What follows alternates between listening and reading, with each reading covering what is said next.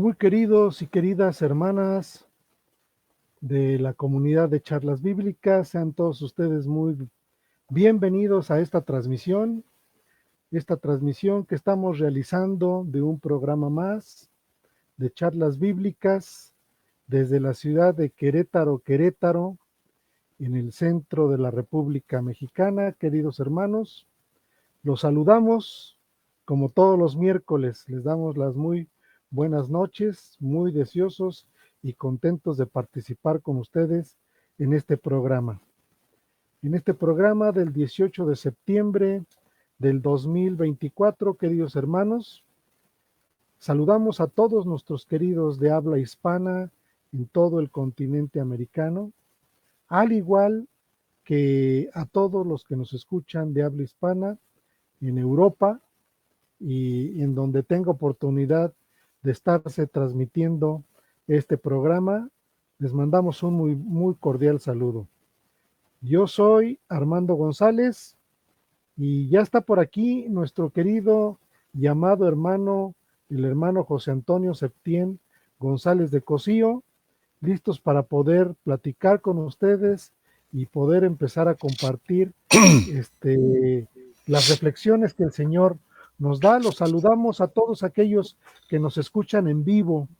Les mandamos un cordial saludo.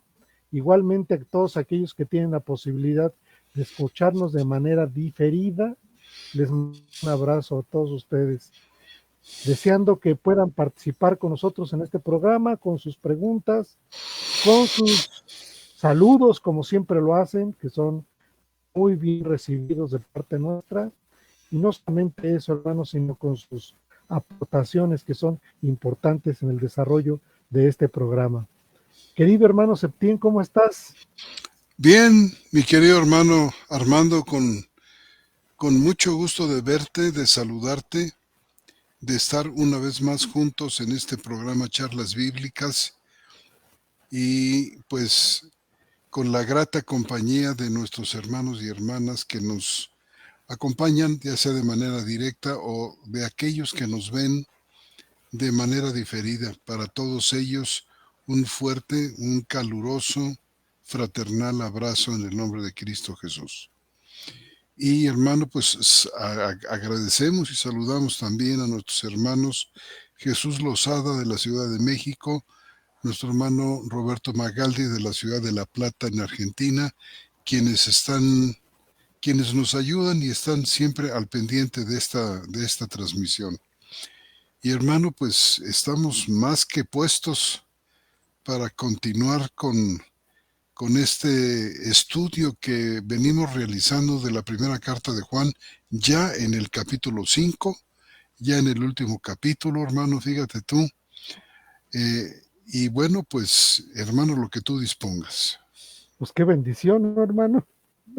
Yo creo que es una verdadera bendición que el Señor nos haya permitido platicar acerca de esta primera epístola, que solamente son 5 capítulos y ya estamos en el último capítulo. Nos ha tomado pues casi todo el año, querido hermano. Estamos en el programa 33 del año. Y estamos arrancando el capítulo 5, que yo creo que tiene sus cosas que analizar de suma importancia. Entonces, no sé si gustes que le dé lectura a los primeros, ¿qué serán, hermanos? 5 versículos. Sí, cómo no, los primeros 5 versículos. Pues muy bien, entonces, pues nos arrancamos con los primeros 5 versículos. Les voy a dar lectura. Estos versículos los voy a presentar a ustedes de la versión 4 de la cuarta edición de la Biblia textual, y dicen lo siguiente. Dice el apóstol Juan: todo el que cree que Jesús es el Cristo ha nacido de Dios. Y todo el que ama al que engendró, ama al que ha sido engendrado por él.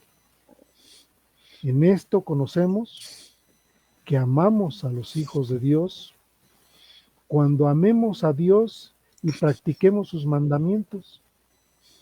Pues este es el amor de Dios, que guardemos sus mandamientos, y sus mandamientos no son gravosos.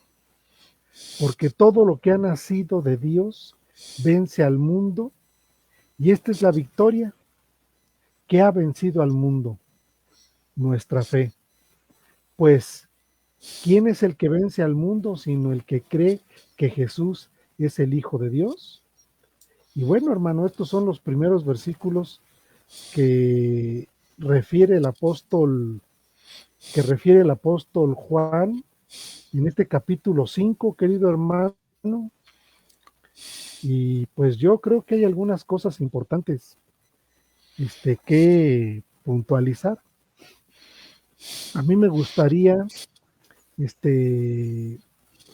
plantear algunos asuntos, principalmente, hermano, con lo que refiere a varias opiniones, y no solamente a varias opiniones, sino a varios acercamientos al texto de parte de algunas versiones de la Biblia, que yo creo que sería bueno que con tu ayuda, que siempre es muy valiosa, mi querido hermano, pudiéramos ir haciendo, ahora sí que haciendo una exégesis detallada poco a poquito, principalmente yo creo que en este texto es muy importante la cuestión gramatical para poder acercarnos debidamente. Y me estoy refiriendo, hermano, al versículo 1 del capítulo 5. Ya iremos avanzando conforme va dándonos la tarde. ¿Qué te parece, hermano? Me parece magnífico, hermano. Adelante. Perfecto, hermano. Entonces, le doy lectura, hermano. Dice lo siguiente, de la Biblia textual 4, cuarta edición, Biblia textual. Dice, todo el que cree que Jesús es el Cristo ha nacido de Dios, y todo el que ama al que engendró, ama al que ha sido engendrado por él. Muy bien. Yo tratando de buscar alguna opinión, hermano, tratando de buscar alguna opinión y algún acercamiento al texto, leí lo que dice Guillermo Hendrickson en su comentario a Santiago y a la primera, segunda y tercera cartas o epístolas de Juan. Y él hace una interpretación del texto en su descripción del texto como tal. Es decir, pareciera que reescribe el texto. ¿Sí? Y él pone lo siguiente, hermano. Dice, Juan 5:1, todo el que cree que Jesús es el Cristo es nacido de Dios. Aquí no hay ninguna diferencia entre la textual y lo que Guillermo Hendrickson pone. Y luego dice, y todo el que ama al Padre, ama también a su Hijo. La textual dice, y todo el que ama al que engendró, ama al que ha sido engendrado por él. Entonces, él hace una interpretación en el sentido de que todo el que ama al que engendró, él pone el que ama al Padre. Y donde la textual dice, y ama al que ha sido engendrado por él, dice, ama también a su Hijo. Parece que el texto da para esto, ¿no, hermano? Está para eso y otra interpretación más que te voy a Sí. presentar en un momento más. Bueno, leyendo la Biblia textual, la Biblia de las Américas, dice lo siguiente, todo aquel que cree que Jesús es el Cristo es nacido de Dios. Y todo el que ama al Padre, ama al que ha nacido de él. Uh-huh. Si te fijas, aquí le agrega la palabra que nacido y quita a su hijo de Hendrickson. Exacto. Dice, y todo el que ama al Padre, o sea, más o menos concuerda, y todo el que ama al Padre. Hendrickson dice, ama también a su Hijo, pero la Biblia de las Américas dice, ama al que ha nacido de él, que pudiera ser el Hijo, ¿no? Bien, la Reina Valera 60 dice, todo el que cree que Jesús es el Cristo es nacido de Dios, ¿sí? Y todo el que ama al que engendró, ama también al que han sido engendrado por él. Pareciera que son, la Reina Valera y la textual son muy cercanas. ¿Estás de acuerdo, hermano? Sí, cómo no. Pero fíjate cómo traduce la nueva traducción viviente. La pongo porque es una traducción que hemos venido leyendo, porque es una traducción dinámica que en muchos de los textos que hemos leído, tergiversa el sentido del texto. Es decir, pareciera ser pues, que es una traducción distinta.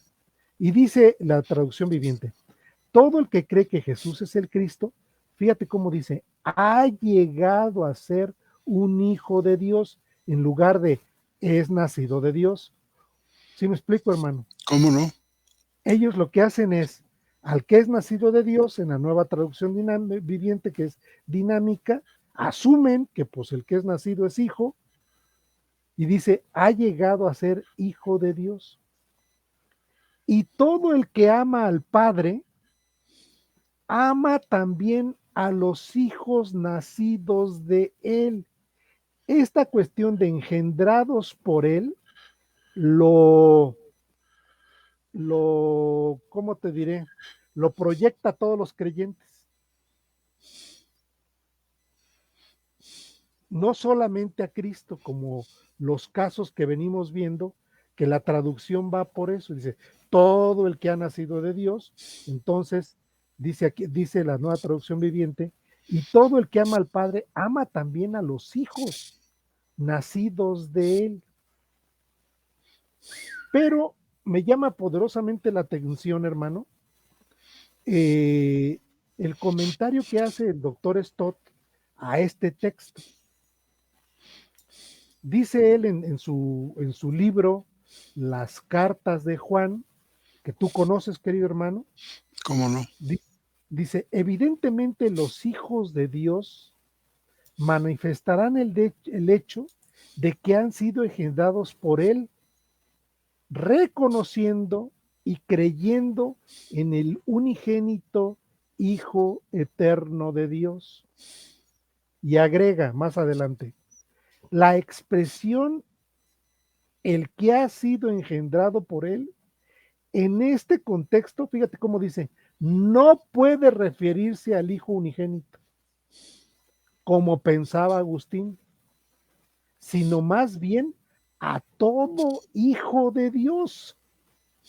Pareciera ser, hermano, que entonces el comentario del doctor Stott coincide con la Biblia textual, con la nueva traducción viviente en esa parte. ¿Sí me explico? En esa última parte. Entonces, yo creo que habría que hacer, pues a lo mejor lo más detallado, hermano, espero no, meterte en problemas, en el sentido de que te agarre con los dedos en la puerta, hermano. No, hermano, de ninguna manera. Creo yo, hermano, que tendríamos que hacer un análisis más, ¿cómo te diré? Pues gramaticalmente más puntual con respecto a los verbos que se utiliza, porque mira, en el texto griego, en Juan 5.1, aparece la palabra que tiene que ver con llenao, que es engendrar, aparece 3 veces, hermano. Yeyenite, Yeni Santa y Yenimenon. Y en todas ellas pareciera ser que la palabra tiene que ver con una cuestión que es de engendrar, aunque en algunos casos, por ejemplo en la Biblia textual, La primera palabra que aparece ahí, que es Yeyenite, se traduce como nacido. Yenisanta se tanece como engendró. Y Yeyenimenon se traduce también como engendrado. Hermano, soy todo oídos y la audiencia también, querido hermano. Bueno, hermano, mira que me has echado al ruedo con esto, ¿eh? No, hombre, es que está de. Mira, Por eso te decía yo que no quisiera yo abusar de no, de tus hermano, aportaciones, que siempre son muy buenas, querido hermano. de ninguna manera, hermano. Mira, fíjate que hay en este versículo 1 varios participios. Por ejemplo, fíjate, todo el que cree, opistevon, aquí tienes uno. Luego tienes el que tú citabas, genisanta, que es un participio aoristo. Luego el tercero que tú estabas citando, yeyenimenon, que es otro participio, en este caso pasivo, perfecto. Bueno, fíjate que la verdad es que está bien traducida la cuarta edición de la Biblia textual, que dice, todo el que cree que Jesús es el Cristo ha nacido de Dios. Yo preferiría, para ser todavía más preciso, ha sido nacido de Dios, porque es un perfecto pasivo. Todo el que ha sido, pero algunos dicen, bueno,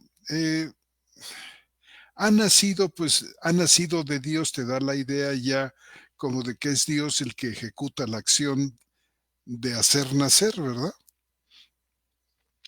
Entonces, para no redundar demasiado, todo el que cree que Jesús es el Cristo ha sido nacido de Dios, equivale en nuestro castellano y es entendible perfectamente como el que ha nacido de Dios, eh, dejando notar que el nacer es una acción que Dios realiza. Cuando dice de Dios o por Dios si tú quieres. Y luego dice, y todo el que ama al que engendró, que obviamente es el Padre, ama al que ha sido engendrado por él. Nosotros podemos entender este ha sido engendrado por él de dos maneras distintas.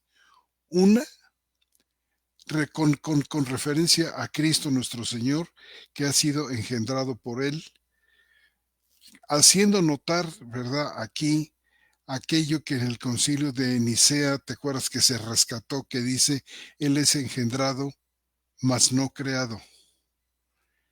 El hecho de que nuestro Señor, de que el Padre haya engendrado a su Hijo, no quiere decir que su Hijo tuvo un principio, ¿verdad? Porque Él es, según ¿te acuerdas tú del credo aquel de Nicea? Déjame ver, creo que lo tengo por aquí, mira, déjame, te lo voy a leer, hermano. Donde está esa partecita, ahora verás, por aquí lo tenía yo, el credo, el credo niceno. Fíjate cómo dice, el credo niceno constantinopolitano. Esta es una declaración muy antigua de la fe cristiana que fue promulgada en el concilio de Nicea en el año 325 y fue amplificada en el concilio de Constantinopla en el año 381, o sea, 50 y tantos años después. Este fue una especie, hermano, como de ampliación del famoso credo de los apóstoles, que es todavía más antigua y que nuestros oyentes pues lo van a reconocer fácilmente. Dice, creo en un solo Dios Padre Todopoderoso, creador del cielo y de la tierra, y de todas las cosas visibles e invisibles, y en un solo Señor Jesucristo, Hijo unigénito de Dios. Aquí viene el punto, engendrado del Padre antes de todos los siglos.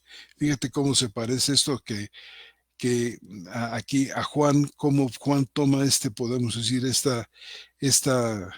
este punto cristológico para hablar del amor, fíjate. Todo el que ama al que engendró, ama al que ha sido engendrado. Engendrado, dice, regresando al credo, engendrado del Padre antes de todos los siglos. Dice, Dios de Dios, está hablando del Hijo, del unigénito Hijo de Dios. Dice, Él fue engendrado del Padre antes de todos los siglos. Dios de Dios, luz de luz, verdadero Dios de Dios verdadero. Y luego dice, engendrado, no creado. Engendrado, no hecho. Consubstancial con el Padre, o sea, de la misma sustancia, de la misma esencia, de la misma naturaleza del Padre, por el cual todas las cosas fueron hechas. El cual sigue hablando del Hijo, por amor a nosotros y por nuestra salud, descendió del cielo y tomando nuestra carne, etcétera, etcétera, etcétera. Fíjate, lo interesante aquí es que dice engendrado, mas no creado. Ahora bien, hermano, puede referirse este pasaje del 5.1 cuando dice, ama al que ha sido engendrado por él. Todo el que ama al Padre, que es el que engendra, ama al que ha sido engendrado por él. En este caso, si se refiere al Hijo, pues está perfectamente claro. No hay ningún problema con esta traducción.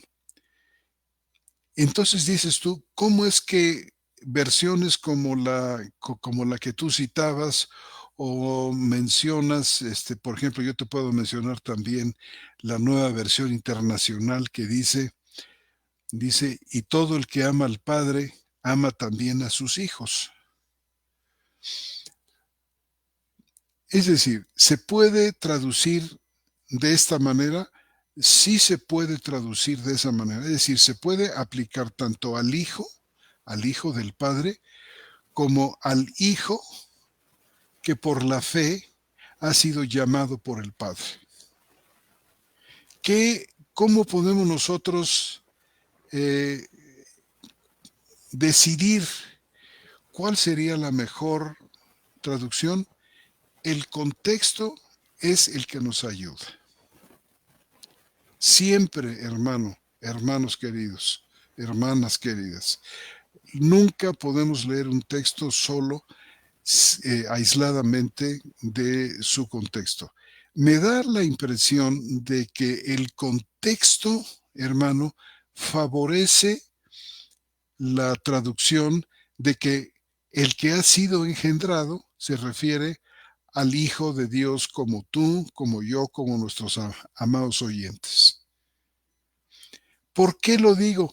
Fíjate en el versículo 2, que pasa a hablar, del amor que tenemos que tener a los Claro. hijos de Dios. No dice, en esto conocemos que amamos a su Hijo,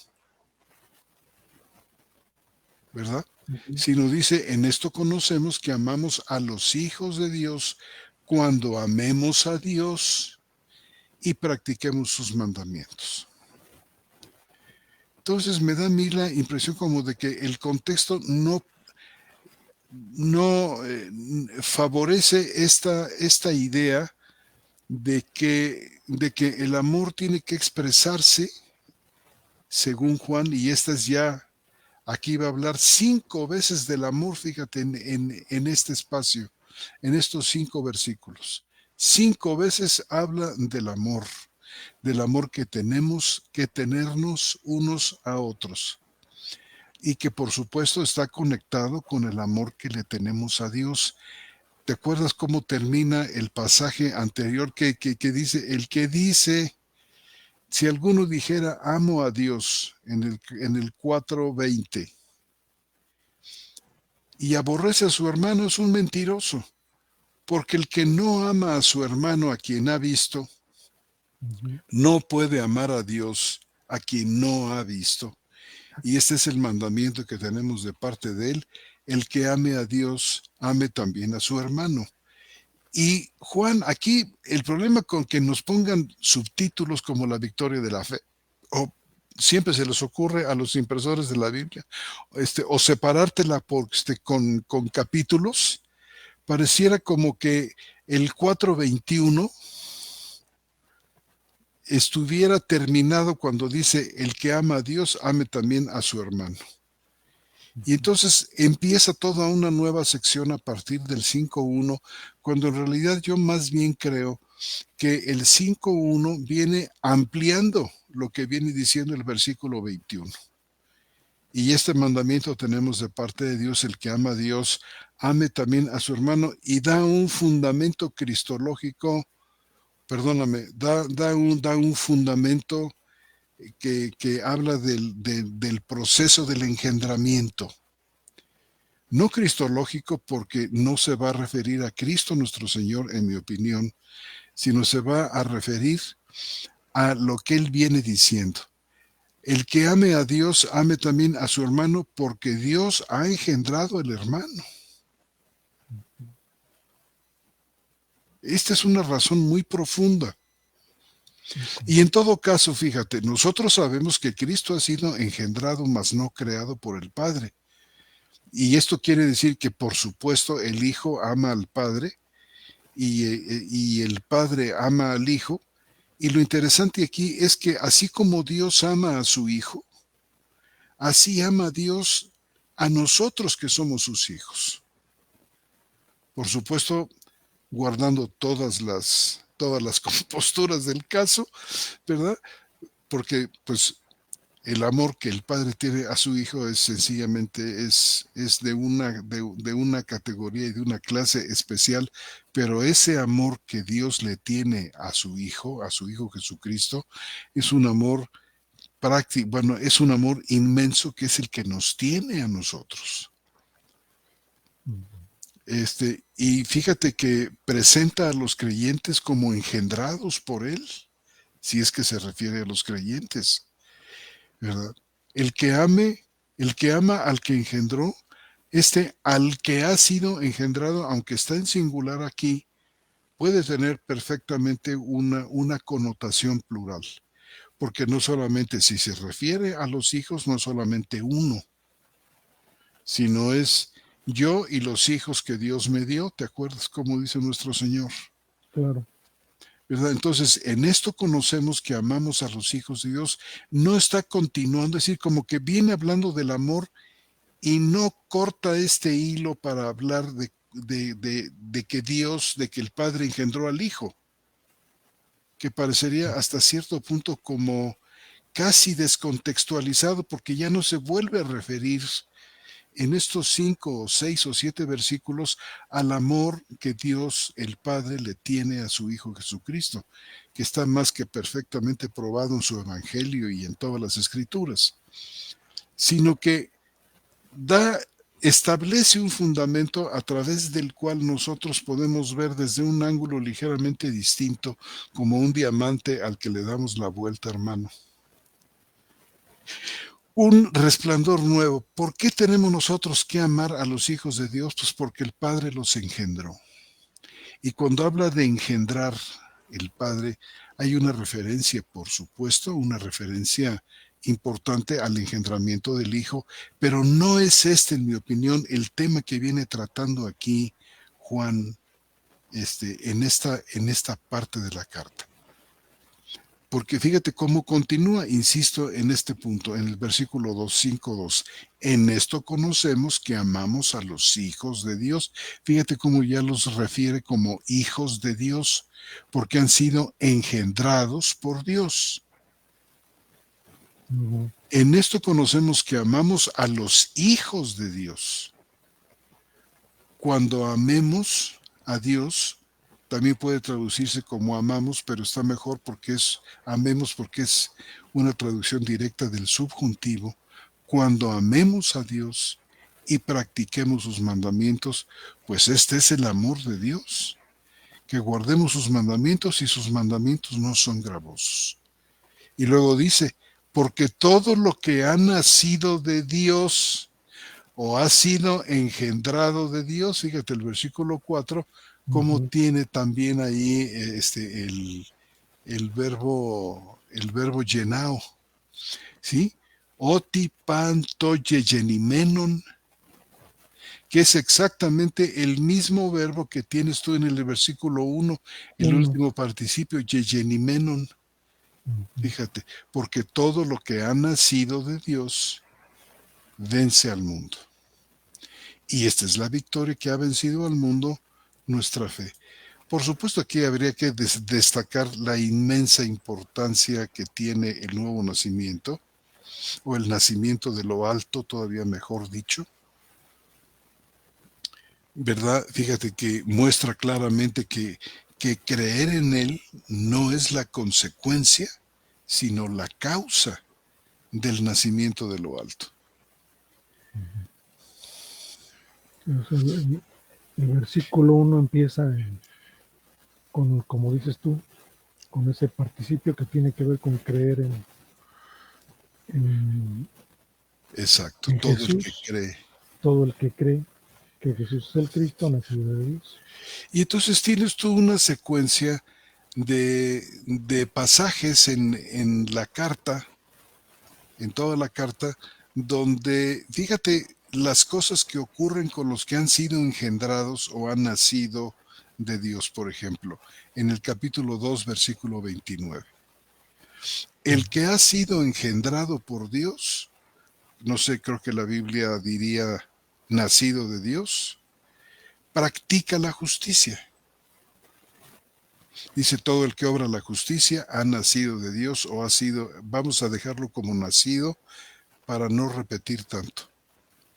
El 3.9, Ujú. ¿verdad? El que ha sido engendrado por Dios no peca. Ujú. O el que ha sido engendrado por Dios ama a su prójimo. Está en el 3.10, 3.14, 4.7. Dice, por ejemplo, en esto son reconocidos los hijos, perdóname, amados, amémonos unos a otros porque el amor proviene de Dios. Todo el que ama ha nacido de Dios y conoce a Dios. Entonces, fíjate, el que ha sido engendrado por Dios practica la justicia, no peca, ama a su prójimo y luego nos dice, permanece en él. Capítulo 4, versículo 7 y versículo 16. Es una combinación ahí que nos lleva fácilmente a la conclusión de que el que ha sido engendrado por Dios permanece en él. El que ha sido engendrado por Dios dice, cree que Jesús es el Cristo, que es el pasaje que tenemos aquí en cuestión.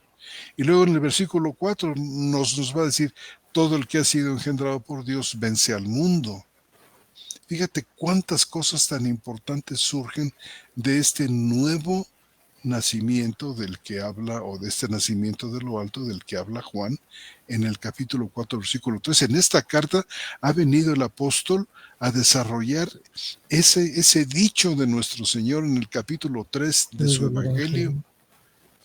Fíjate cómo le saca partido, cómo aplica el texto a lo largo de esta carta, ayudándonos a ver, a entender, a darnos cuenta de cuántas cosas maravillosas han surgido de este nuevo nacimiento, donde, hermano, pues lo que tenemos aquí es pues la acción, la acción pues de la nueva criatura, o la nueva naturaleza que Dios nos da en el nacimiento, ¿verdad? Y por supuesto, el nacimiento de lo alto viene a ser realmente, en términos de Juan, un acontecimiento verdaderamente sobrenatural, ¿verdad? Que de la esfera del mundo donde gobierna Satanás nos ha transportado fuera de la potestad de Satanás y nos ha llevado, nos ha transportado a la familia de Dios. Hemos sido liberados del dominio de las tinieblas y hemos sido transferidos al reino de su amado Hijo. Entonces me parece, no sé, hermano, excepcional la enseñanza de Juan aquí, y tengo la impresión, yo creo que si nosotros nos decidimos, o sea, si nosotros en la presencia de Dios decimos, bueno, yo creo que se refiere a Cristo, está bien. Y el hermano que diga, no, me parece más bien que el contexto ayuda a la idea de que el que ha sido engendrado se refiere al cristiano En la comunidad o a la comunidad. Entonces, cristiana, vamos. claro, en cualquiera de los dos puntos, hermano, yo creo que estamos perfectamente encuadrados dentro de la sana doctrina de que debemos creer. ¿Qué opinas tú, hermano querido? No, es que el texto da para las dos interpretaciones, hermano. Uh-huh. El texto da para las dos interpretaciones, aunque cada quien, de acuerdo a su acercamiento y sapiencia, estoy hablando de Hendrickson y de Stott, dan sus argumentos. Es decir, Hendrickson dice que Yeyenimenon, que es la tercera vez que aparece el verbo aquí en Juan 5.1, él dice, el verbo va seguido por el participio pasivo Yeyenimenon, que se refiere al Hijo de Dios, en el tiempo perfecto para indicar un significado perdurable. Eso es lo que él dice. Uh-huh. Pero ya ves que en el versículo 4 se emplea el mismo participio pasivo para referirse a los hijos de Dios. Uh-huh. ¿Sí? Entonces, como dices tú, el contexto es muy importante, porque bueno, ya lo habíamos señalado en el capítulo 3:24, ¿te acuerdas, hermano, cuando yo te decía Uh-huh. tras bambalinas, que para mí ese versículo debía de estar en el capítulo 4? ¿Sí? No lo dije porque dije, pues no voy a yo a empezar a descomponer lo que ya está hecho, pero lo decía yo por el propio contexto.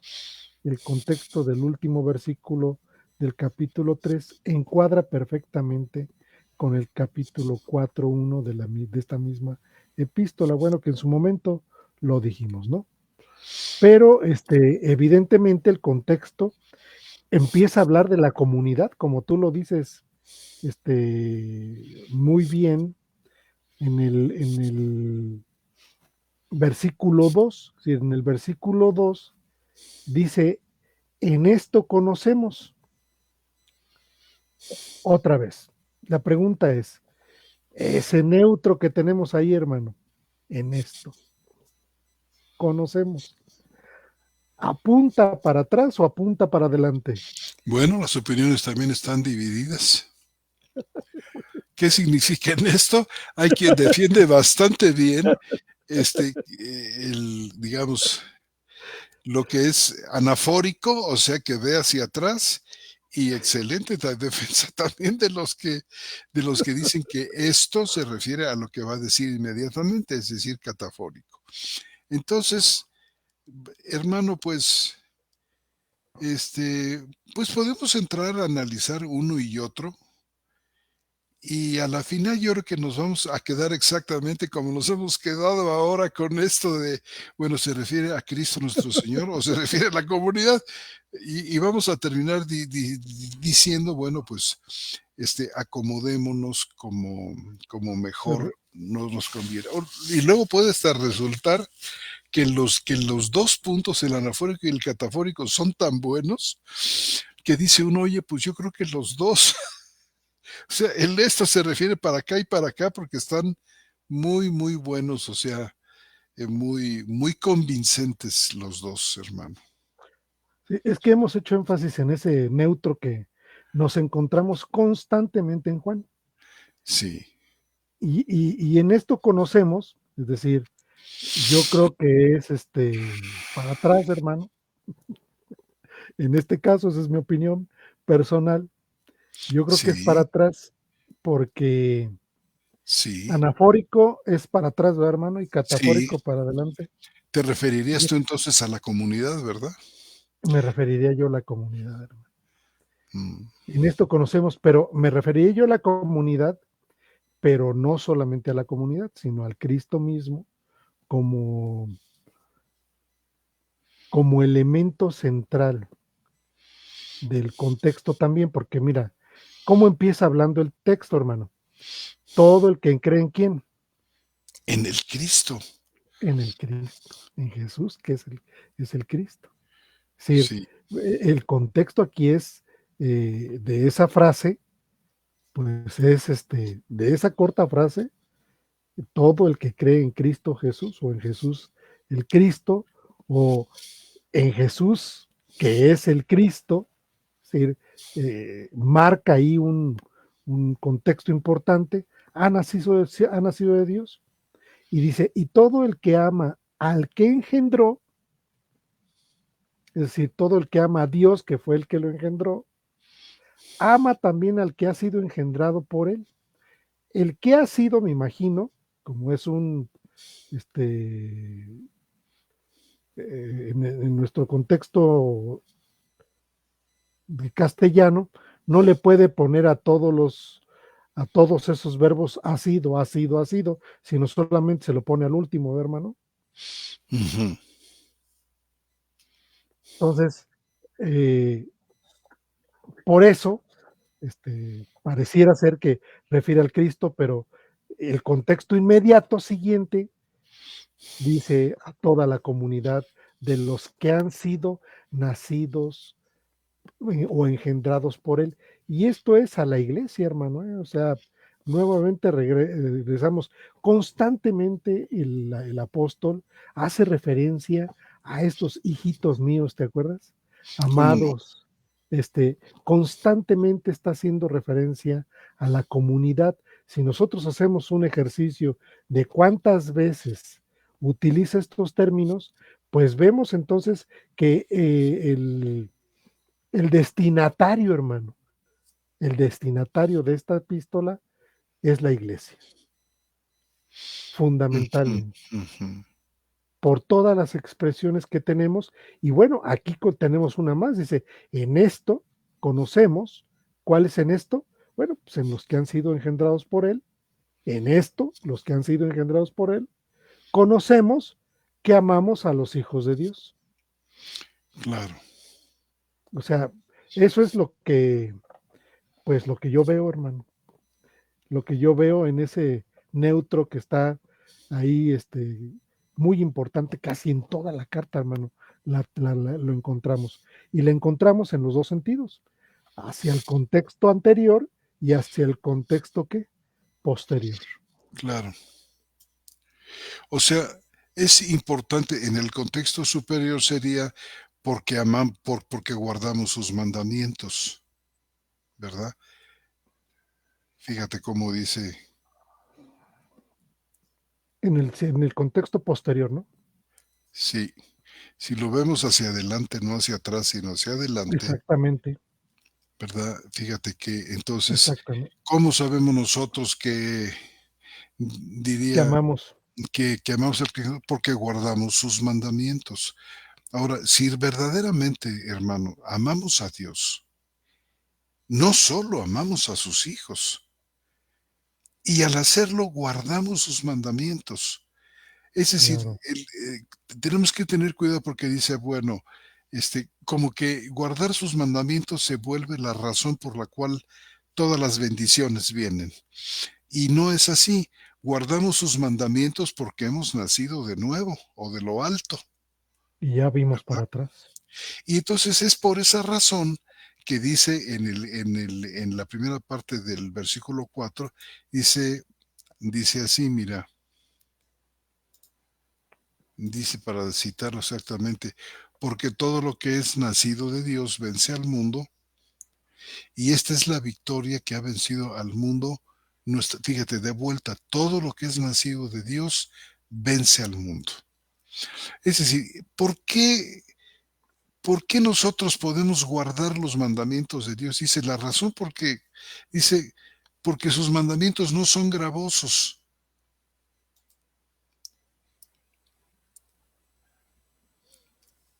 ¿verdad? Dice en el versículo 5, ahí está, mira, se me acaba de ir, sí, ahora verás. Sus mandamientos no son gravosos. Versículo 3. Pues este es el amor a Dios, que guardemos sus mandamientos, y sus mandamientos no son gravosos.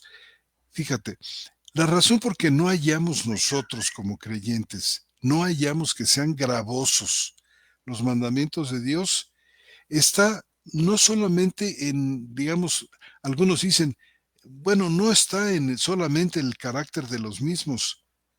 Yo dijera que hay una enorme diferencia entre la ley de Moisés y la nueva ley de Cristo, hermano.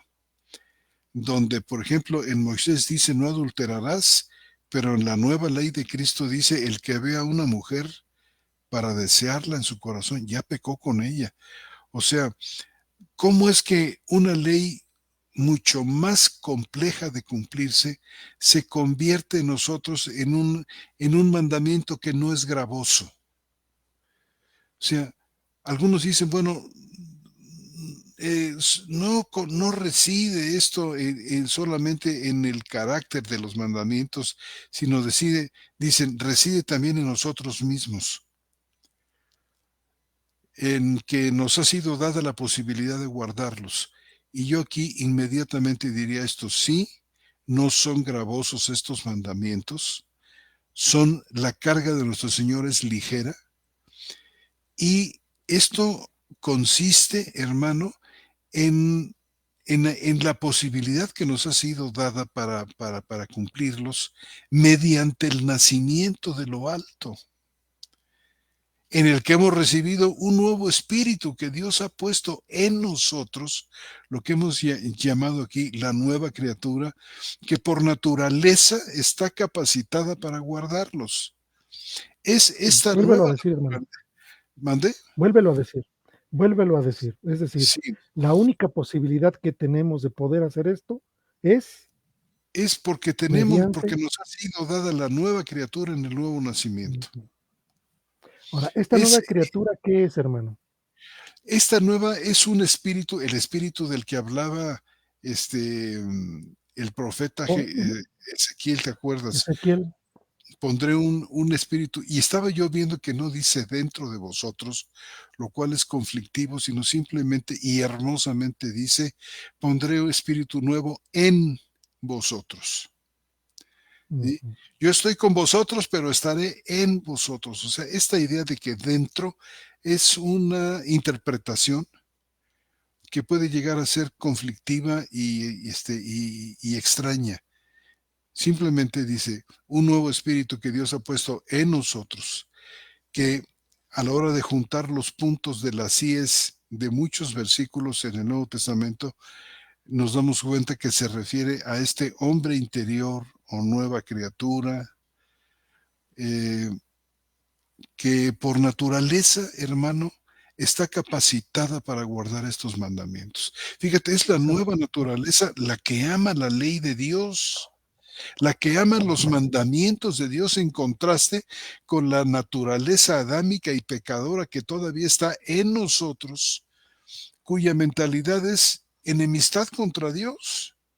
¿Te acuerdas ujú, cómo dice el versículo? Porque la manera de pensar de la carne es enemistad contra Dios porque no se ujú, sujeta a la ley de Dios ni tampoco puede.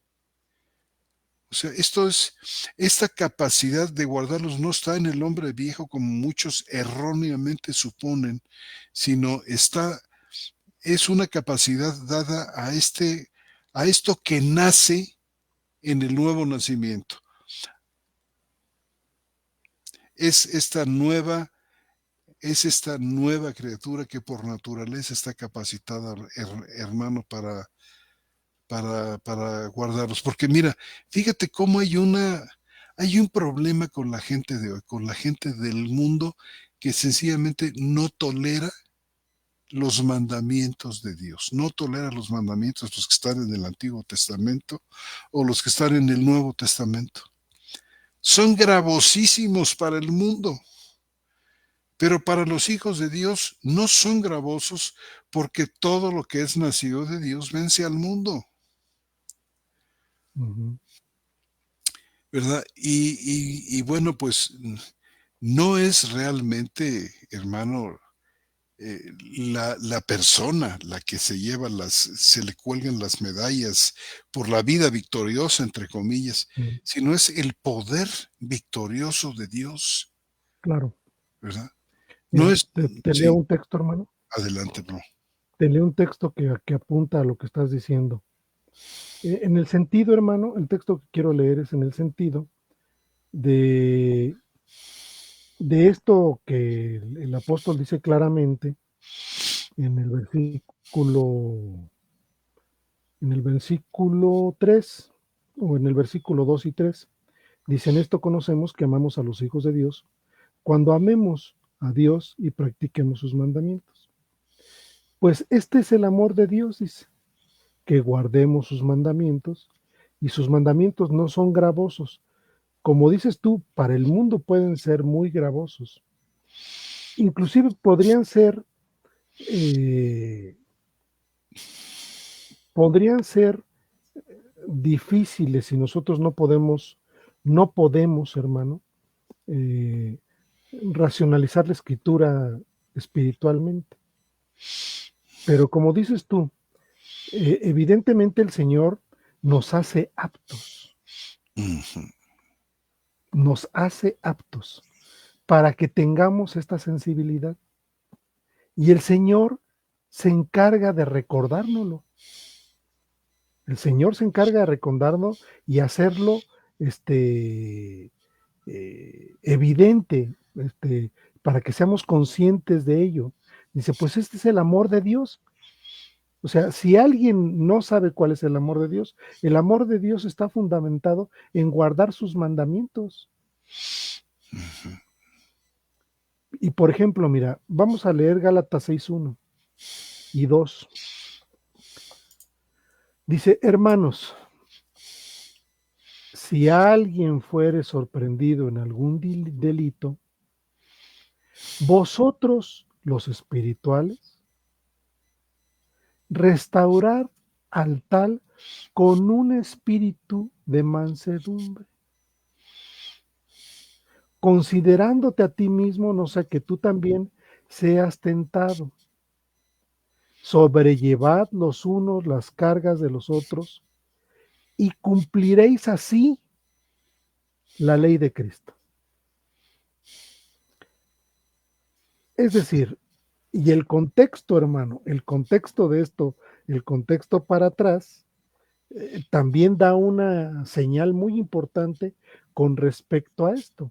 Es decir, si nosotros vamos al capítulo 5, ¿sí me explico? Que habla de las dos dimensiones, hermano, de lo que es espiritual y de lo que no es espiritual. Dice el 19, 5:19, y evidentes son las obras de la carne, las cuales son inmoralidad sexual, impureza, lascivia, idolatría, hechicería, hostilidades, contiendas, celos, iras, rivalidades, disensiones, sectarismos, envidias, borracheras, orgías y cosas como estas son las que os amonesto de antemano, como dije antes, que los que practican tales cosas no heredarán el reino de Dios. Yo creo, hermano, y a reserva de lo que tú me digas, cuando dice que si alguno es sorprendido en algún delito, hermanos, si alguien fuera sorprendido en algún delito, se refiere a esto, hermano, que acabo de leer.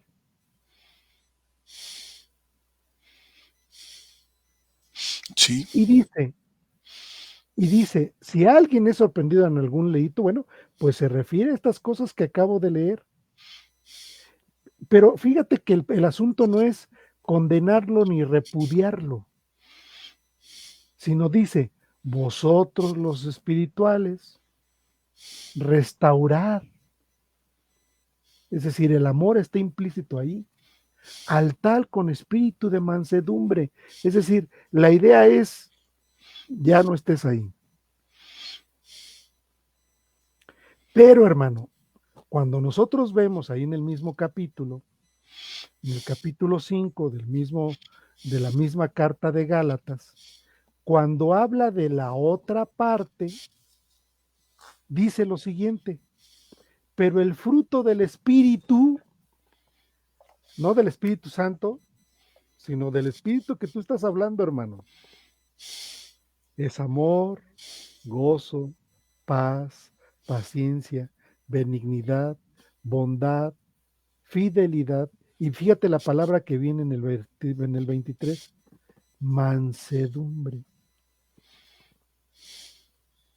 dominio propio, ¿sí? En el versículo 6 dice, restaurada al tal con un espíritu de qué? De mansedumbre. A eso se refiere, es decir, está apuntando, hermano. Y luego agrega el apóstol, en este caso el apóstol Pablo. El apóstol Pablo agrega, ciertamente en el versículo 5:23, ¿sí?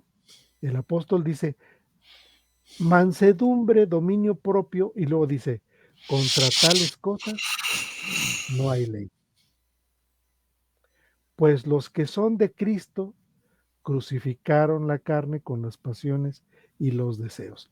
Y ahora vivimos por el Espíritu, y luego dice, andemos en el Espíritu. Es decir, sí hay una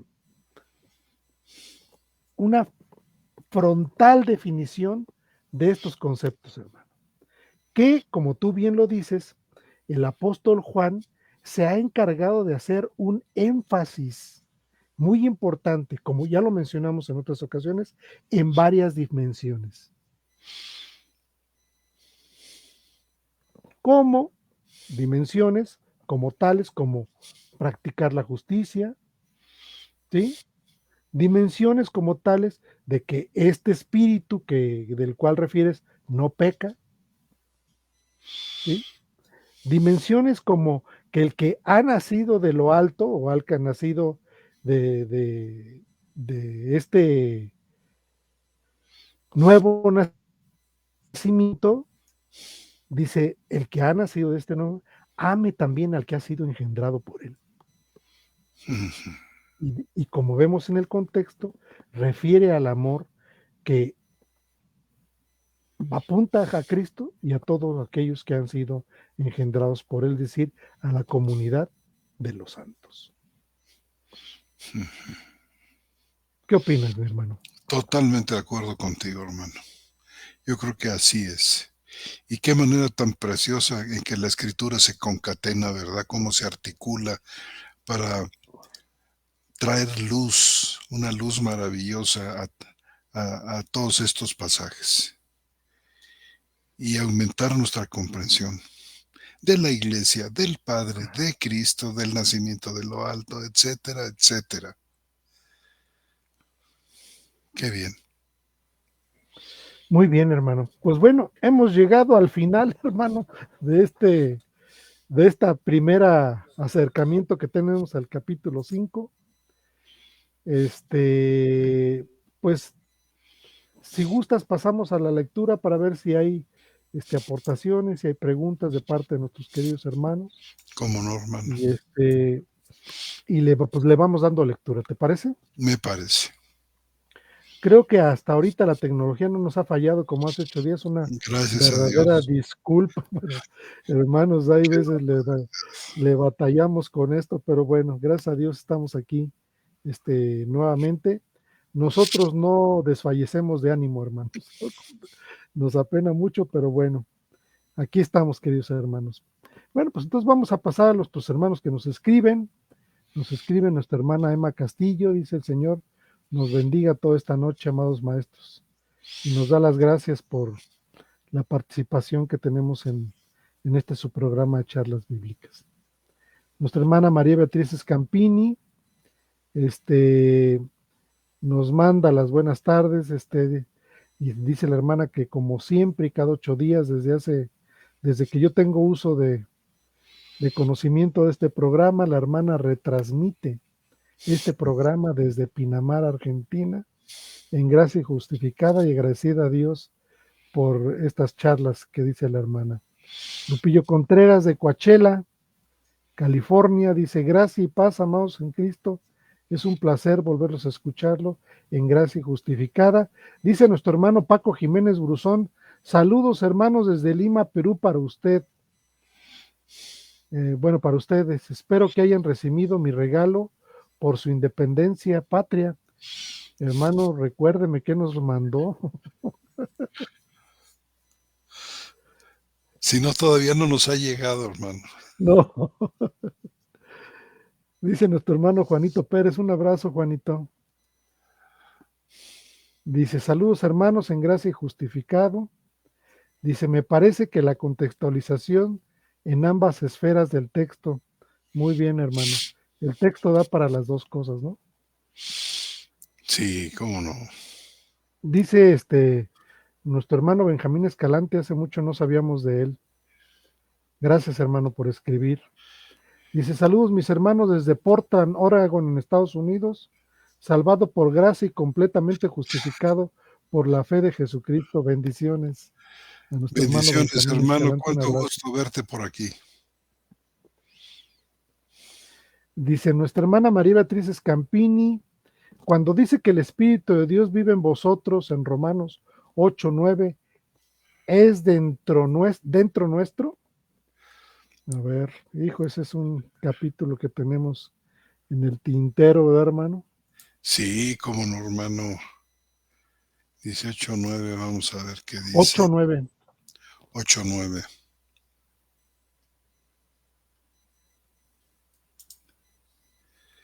Creo que me parece que nada más trae una preposición en.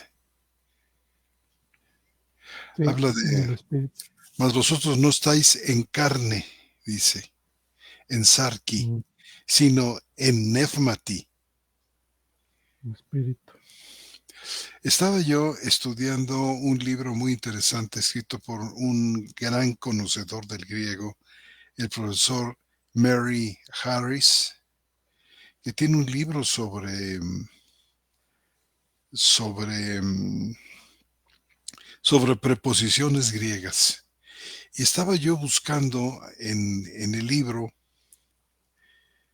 eh, si dentro de los sentidos de la preposición existía el significado de la preposición en, si había algo como dentro. Y Ujú, resulta que no hay tal sentido en. Algunos dicen, porque como a veces lo explican de una manera gráfica, ponen un círculo y las diferentes preposiciones, ya sea yendo o saliendo del círculo, y ponen a en dentro de este círculo. Y entonces de aquí concluyen que es dentro de, pero en realidad no es así exactamente. Nosotros hemos teologizado ahí la preposición en como dentro de. La verdad, yo mismo lo he dicho muchas veces, hasta ahora que leí esta preposición, este trabajo del profesor. Habla, por ejemplo, del profesor Harris. Él habla, por ejemplo, ahí, hermanos, de lo que podemos conocer o llamar como, ¿cómo se dice? Ahora verán, hermanos, uno de los sentidos es coinherencia. mm, Coinherencia. Em, Ahora, ¿qué significa ese apunto? ¿Qué significa eso de la coinherencia? Entonces, se refiere a la idea de que dos o más realidades o entidades están interrelacionadas de tal manera que se influyen mutuamente y dependen unas de otras. Este concepto, por ejemplo, se usa, por supuesto, en filosofía, se usa en teología y en otras disciplinas para describir cómo diferentes aspectos de la realidad coexisten y se complementan. Por ejemplo, dentro del terreno de la teología cristiana, la coinherencia puede referirse a la relación entre las personas de la Trinidad, donde cada una está en comunión con las demás. Esta coinherencia es un concepto, pues, que se refiere, digamos, a la interconexión, a la relación mutua entre diferentes elementos o diferentes entidades. Ujú. Esto es lo que significa ahora cuando nosotros queremos saber esto de, bueno, hablamos de coinherencia, pero ¿qué significa inherente? De donde viene coinherente o coinherencia. Bueno, inherente quiere decir que se refiere a algo que es propio, algo que es esencial o natural de una persona o cosa y que no puede ser separado de su naturaleza, no puede ser separado de su esencia. Es una cualidad, la inherencia que pertenece de manera intrínseca a algo. Por ejemplo, cuando decimos la capacidad de razonar es Es inherente. inherente al ser humano. Entonces, aquí la capacidad de razonar es algo que forma parte de la naturaleza misma del ser humano, no es una característica añadida desde afuera. Bueno, esto es lo más cercano que pude yo captar en el libro de las preposiciones que debo tener yo por aquí para que lo vean ustedes, por si les llegara a interesar. Mm, El hermano está hablando de la proposición EN, en. de la preposición en, porque nuestra hermana pregunta si hay la Ujú. idea de dentro. No sé si alcanzan ustedes a ver este libro. No, hermano, ahora sí. Preposiciones y, ¿qué dice? Y teología. Y teología. Sí. Exacto, lo que pasa es que se Es ve que al se revés, se hermano. ve al revés, qué barbaridad. El autor es Murray J. Harris.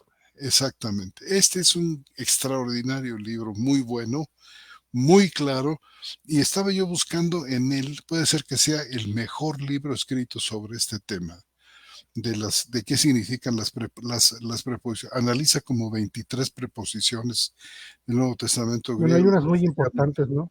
Muy, muy muy chiquititas importantes. como ek, Por ejemplo, eka, ¿verdad, hermano? pros, is, Para, de, etcétera. Para. pro, sí, sí, sí.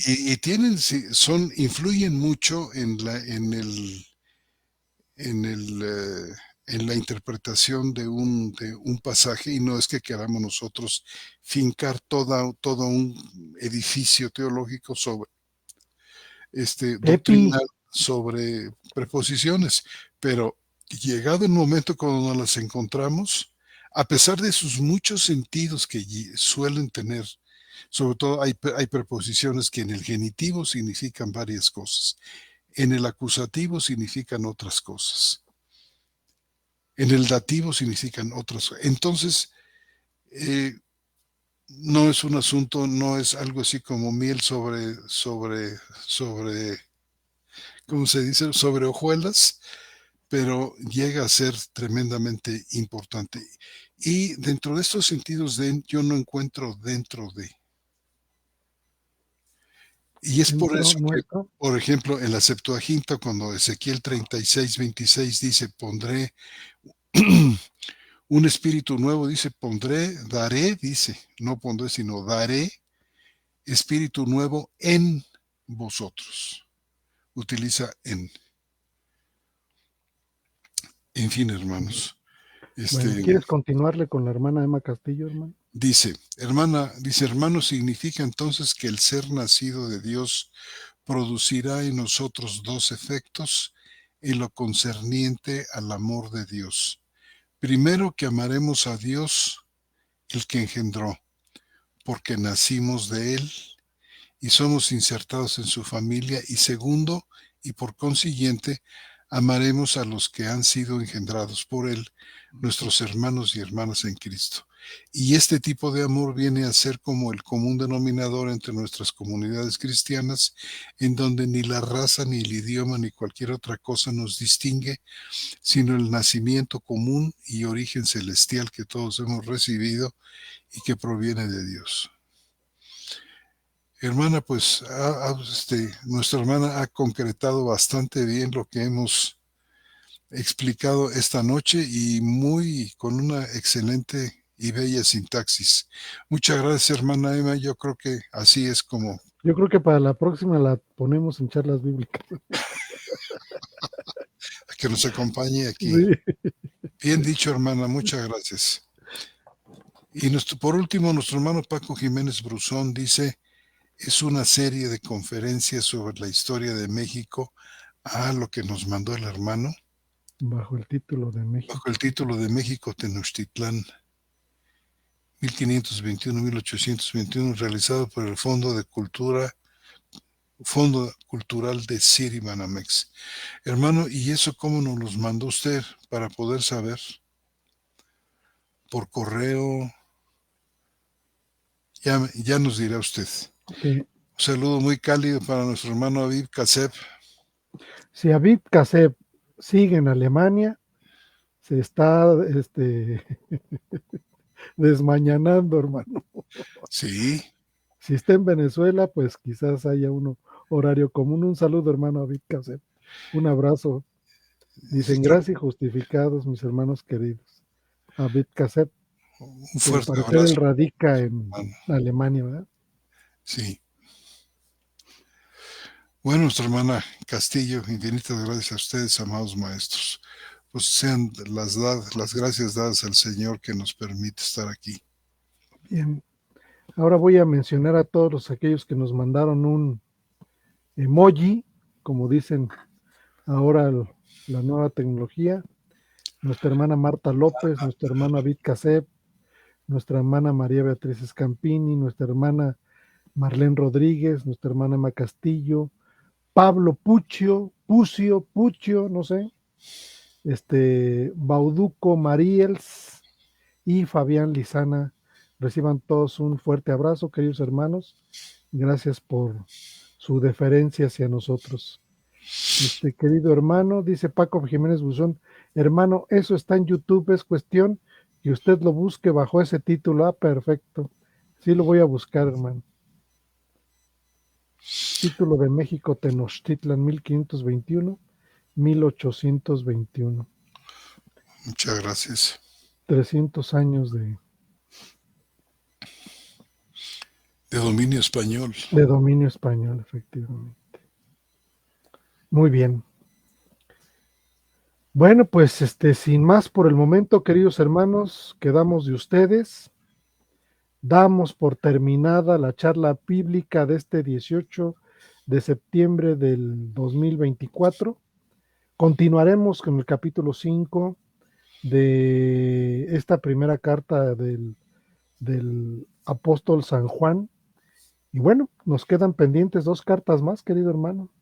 Esperemos que nos dé tiempo durante este año para poder compartir con todos ustedes. Les mandamos un fuerte abrazo. Transmitimos desde la ciudad de Querétaro en el centro de la República Mexicana. Mi hermano José Antonio Septién González de Cosío y su servidor Armando González Basaldúa reciban un fuerte saludo y un abrazo fraternal. Que Dios los guarde, mis queridos hermanos.